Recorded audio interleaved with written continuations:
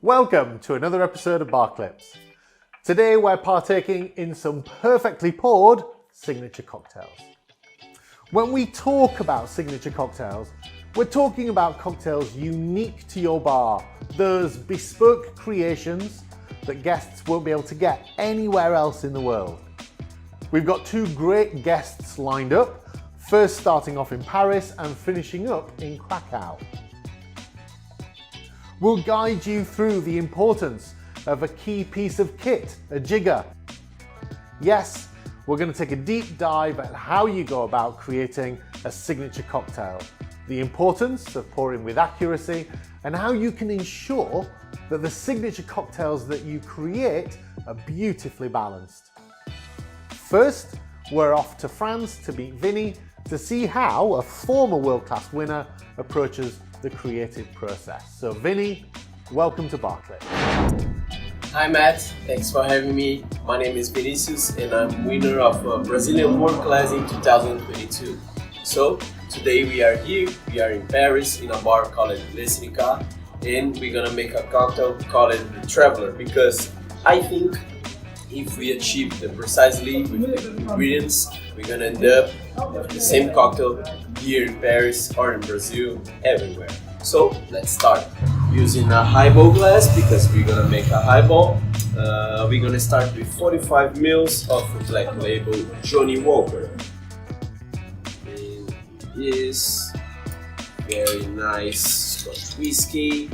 And it's very important to use the jigger for this cocktail, because we are working with very strong flavors. And if we miss 1, 2, 3 ml, we're gonna end up with an unbalanced cocktail, and we don't want to do this. So to continue, we're gonna use a gastric made by vinegar, balsamic vinegar and sugar cane. So with 15 ml. Also, to don't have a waste, we need to use the jigger. And let's add some ice cubes or highball. This, top up of sparkling water. This highball, very nice. Stir, not too much, just a little bit, just to mix the ingredients. We don't want to lose the bubbles. And top of the salty solution, stir. As garnish, the mint on the top. It's very beautiful and also very good for the aroma. This and the orange skin, nice. So here it is, the Traveler. So that's it. Back to you, Matt. Thanks. Thanks, Vinny. That's really creative and looked delicious. I can imagine your guests make a trip to your bar just to try that cocktail. Crafting well-made, consistent, balanced cocktails will always provide your guests with a greater experience and will hopefully result in them reordering your cocktails and revisiting your bars over and over again. In addition to today's guests, I'm going to share with you one of my signature cocktails from my repertoire and demonstrate how you can go about creating a signature drink using a really simple cocktail ratio. Okay, so I'm going to start by having my glass chilled to one side. This drink's called a Mel Torme and it's based on a velvet fog. Now, in here, I have most of my ingredients already. I have my lemon juice, my lavender syrup, a few dashes of Lagavulin, which is a smoky Islay malt, and also some egg white. And into there, I'm going to finish by adding my spirit. Now I'm using Don Julio Blanco, and I'm going to use 50 ml. Now, crucially, when using a jigger, 50 ml takes me in the UK measure right to the top. And I want to ensure that it's nice and flat, not an underpour and not a meniscus over the top. A nice flat pour, because that's going to be exactly 50 ml. Now, when I'm handling the bottle as well, if I want to pour accurately, it's going to help if I hold the bottle by the top. More experienced bartenders might pour from here, and that's fine if you're experienced and you can control it. But if you're new or you're inexperienced, then holding it at the top is going to give you more control. Now, that last measure gives me a ratio of 4 spirit, 2 sour, 1 sweet. 4 to 1. It's a really good ratio to learn. It doesn't work for every drink, but it's a really good place to start when you're creating a signature cocktail.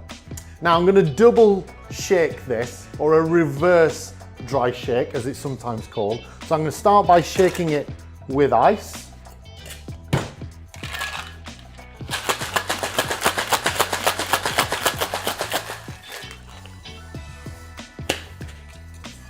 And then discard the ice.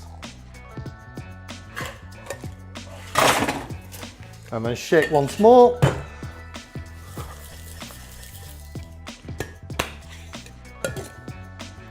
Nice chilled glass. And then a beautiful Mel Torme. And then finished with a beautiful twist of lemon. And there you go, a twist on a velvet fog called a Mel Torme. Next, we're off to Poland to meet Alicia to seek more guidance on creating perfectly poured signature cocktails. So Alicia, welcome to Bar. Thanks, Matt. My name is Alicja Bączyk-Mazur and I'm the bar manager in the TAG cocktail bar in Krakow. I'm the World Class Poland winner in 2022 and during the global finals in Sydney I took 4th place. I'm very happy to welcome you in my bar and share with you a little bit more of what we're doing here. So I would like to show you the recipe for one of the drinks that we already have in our current menu, and it's a combination of the Tanqueray London Dry Gin with some jasmine liqueur, burnt lemon syrup and coconut water. Sounds great? Let's do this. So first of all, whenever we're making drinks for our guests, we measure each ingredient. Why? Because right measurements affect the taste and balance of the drinks. And sometimes even 3 or 5 milliliters less or more of some ingredients can completely change the balance of the drink. So let's start with our first ingredient, Tanqueray London Dry Gin, which I'm using 35 milliliters. As the base spirit of the drink, it should shine through all other ingredients, so the right measurement is super important. Then I'm adding 10 milliliters of jasmine liqueur, which is very strong and powerful in aroma. Then we have a very easy to make burnt lemon syrup, which I'm adding 20 milliliters, and it will balance all the strong notes that we have. After then, I'm adding 20 milliliters of coconut water that will add a little bit of smoothness to our drink.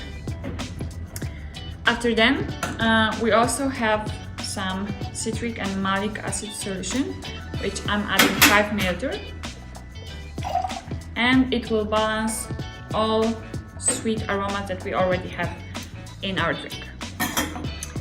After then, I will finish with 5 drops of salt solution.